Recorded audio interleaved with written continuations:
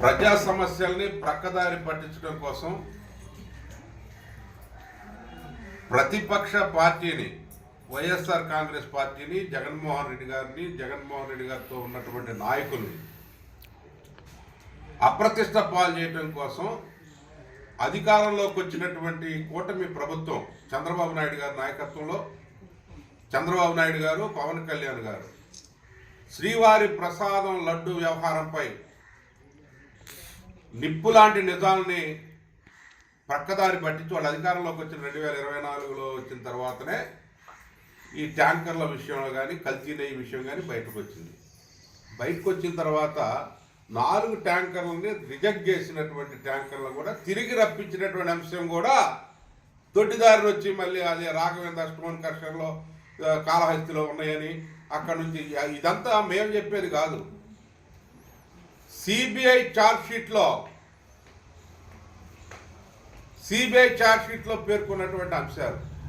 అదేవిధంగా వీళ్ళు దుష్ప్రచారం చేసినటువంటి జంతు కొవ్వు కలిసిందని, గొడ్డు కొవ్వు, పంది కొవ్వు, చేప నూనె ఇవన్నీ కలిసిందని చెప్పారు కదా. అది ఎన్డీడీబీ కానీ ఎన్డీఆర్ఐ కానీ ఇవన్నీ కూడా అత్యున్నతమైనటువంటి ల్యాబులు. భారతదేశంలో అంతకు మించిన ల్యాబులు లేవు. ఈ డైరీకి సంబంధించినటువంటి అంశం వాళ్ళు ఇచ్చినటువంటి రిపోర్టులోనే సిబిఐ సిట్టు మరి ఏదైతే ల్యాబ్ రిపోర్టుల్లో వాళ్ళు పేర్కొన్నది తేలిపోయింది. అంటే ఇది యానిమల్ ఫ్యాట్ అనేది ఎటువంటి గొడ్డు మాంసం కానీ, పంది మాంసం కానీ, చేప కొవ్వు కానీ లేదనేది తేలిపోయింది. ఆ మహాదేవుని ప్రసాదాన్ని ఈరోజు అన్పాపులర్ భారతదేశం మొత్తం హిందువుల మనోభావాలను దెబ్బతీసే విధంగా రాజకీయాల కోసమే ఇటు చంద్రబాబు నాయుడు గారు కానీ, పవన్ కళ్యాణ్ గారు మాట్లాడారు. ఇప్పుడు మళ్ళీ అంటున్నారు ఏదో నూనె కలిసింది శాంపుల్లో, కూటమి పామాయిల్ కెమికల్స్ కలిశాయని చెప్పి ఇప్పుడు చెప్తా ఉన్నారు. అదైనా ఎప్పుడు కలిసింది, ఎప్పుడు చెప్పారు, ఎప్పుడు చూశారు మీరు మీ ప్రభుత్వం హయాంలో, మీ పాలక మండలి ఇప్పుడు వచ్చినటువంటి వీళ్ళు గవర్నమెంట్ వచ్చిన తర్వాతనే ఇదంతా కూడా జరిగినటువంటి అంశం. ఇప్పుడు మీరు సమస్యలన్నీ వదిలేసేసారు. ఈరోజు మీ శాసనసభ్యుడే చెప్తున్నాడు, తిరువూరులో మీ శాసనసభ్యుడు బ్రహ్మాండంగా చెప్పాడు.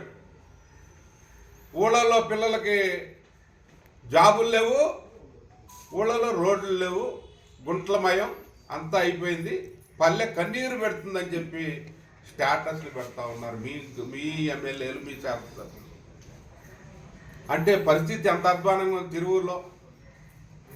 తిరువూరు నియోజకవర్గంలో. ఇప్పటికే ఆ కట్లేరు బ్రిడ్జి నుంచి కానీ, లేకుంటే ఎంఎన్కే రోడ్డు కానీ, లేదా ఇంకేదన్నా ఈ రోడ్లన్నీ కూడా, ఇప్పుడు కోకిలంపాడు రోడ్డు కానీ ఏ రోడ్డు పట్టించుకున్నారండి? ఏ రోడ్డు ఏ సందులో గొంతుల్లో ఉన్నటువంటి రోడ్లు ఏమైనా మీరు చేశారా? తిరువూరు ప్రాంత ప్రజలు అభివృద్ధిని కోరుకుంటా ఉన్నారు. తిరువూరు ప్రాంత ప్రజలు ఏదైతే మీరు అనుకున్నారో ఇస్తామని చెప్పారో, అంతకుముందే చంద్రబాబు నాయుడు గారు వచ్చి ఇక్కడ విసనపేటలో శంకుస్థాపన చేసినటువంటి ఎత్తిపోతల పథకాలు దిక్కులేదు. అటు ఇరిగేషన్ గురించి మాట్లాడరు, రైతులు బాధపడతా ఉంటే రైతు సమస్యల గురించి మాట్లాడరు, రైతులకు గిట్టుబాటు ధరలు లేవు రాష్ట్రం మొత్తం కూడా. మీరు ఎదుటి వాళ్ళ మీద బురదడానికి ఇప్పుడు కూడా సిబిఐ సిట్టు ఇచ్చినటువంటి రిపోర్ట్ని వాళ్ళు క్షుణ్ణంగా పేర్కొని ఇచ్చినటువంటి ఏదైతే వాళ్ళు ఇచ్చినటువంటి మరి స్టేట్మెంట్ని అత్యున్నతమైనటువంటి సుప్రీంకోర్టు ద్వారా మీకు అంతా తెలియజేసినా కానీ ఇంకా బాకరిస్తూ ఉన్నారు, ఇంకా చెప్తా ఉన్నారు. ఆ దేవదేవుడు చూస్తూ ఉన్నాడు. మీరు డెవలప్మెంట్ చేయండి ముందు బాబు, మీరు అభివృద్ధి తీసుకున్న నిరుద్యోగ సమస్యను తీర్చేయండి. మీరు ఇస్తానన్న నిరుద్యోగ భృతి ఇవ్వండి. మీరు ఇస్తానన్న ప్రతి మహిళకి 1500 ఇస్తానన్నారు. ఎప్పుడు ఇస్తారు? ఆ క్యాలెండర్ ప్రకటించండి, సంక్షేమ క్యాలెండర్. మీరు ఇస్తానన్న 50 సంవత్సరాలు ఎస్సీ ఎస్టీ బీసీ మైనార్టీ ఎవరైతే ఉన్నారో వాళ్ళందరికీ 50 సంవత్సరాలు ఇంటి తెచ్చారు. 4000 రూపాయలు పెన్షన్ ఇస్తానన్నారు.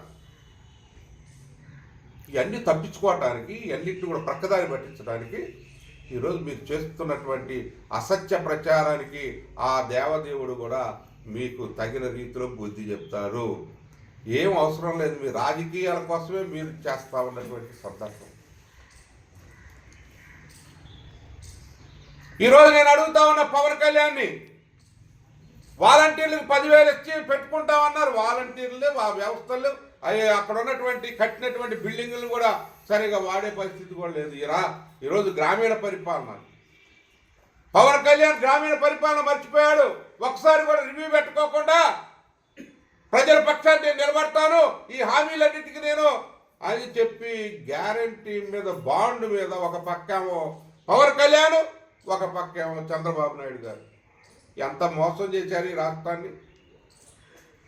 ఎన్నికల అంటే రాజకీయాలకి దేవదేవుడిని కూడా, వెంకటేశ్వర స్వామిని కూడా వాడుకునేటటువంటి దుష్ట సంస్కృతిని మీరు తీసుకొచ్చారు. తర్వాత జగన్మోహన్ రెడ్డి గారిని, అదేవిధంగా భూమన కరుణాకర్ రెడ్డి గారిని, వైవి సుబ్బారెడ్డి గారిని, మా నాయకుల్ని పొద్దాకల మీ ఎల్లో మీడియా, ఎల్లో పత్రికలు మొత్తం కూడా అంతా కూడా ఈ విధంగా దుష్ప్రచారం చేయడం అనేది బాధాకరమని ఇప్పటికైనా మానుకోండి. దేవుడు మిమ్మల్ని క్షమించడు. దేవుడు అనుకుంటున్నారేమో మీరు రాజకీయాల కోసమే దేవుడు ఉపయోగించుకుంటే పరిస్థితి తీసుకొచ్చారు. అది కూడా జగన్మోహన్ రెడ్డి గారిని బదనాం చేయడం కోసం. అది బయటపడిపోయింది.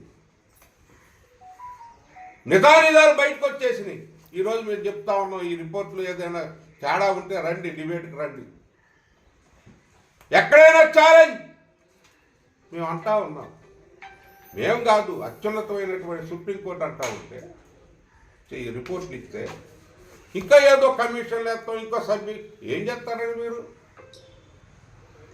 ఇప్పటికి మానుకోండి. దేవుని రాజకీయానికి వాడుకోవద్దండి. దేవుని దైవ ప్రసాదాన్ని ఈ విధంగా అబాస్పాలు చేయొద్దండి. మీకు తెలియజేస్తా ఉన్నాం. ఇది చాలా దుర్మార్గమైన విషయం. అభివృద్ధి మీద కాన్సన్ట్రేషన్ చేయండి.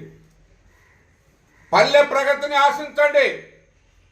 నిరుద్యోగ యువకుల్ని రక్షించండి. చాలామంది పేదరికంలో మగ్గుతా ఉన్నారు. జగన్మోహన్ రెడ్డి ఇచ్చినటువంటి సంక్షేమ కార్యక్రమాలు ఒక్కటి కూడా అమలు జరగట్లేదు. మీరు చేసేటటువంటిది బాగలేదు.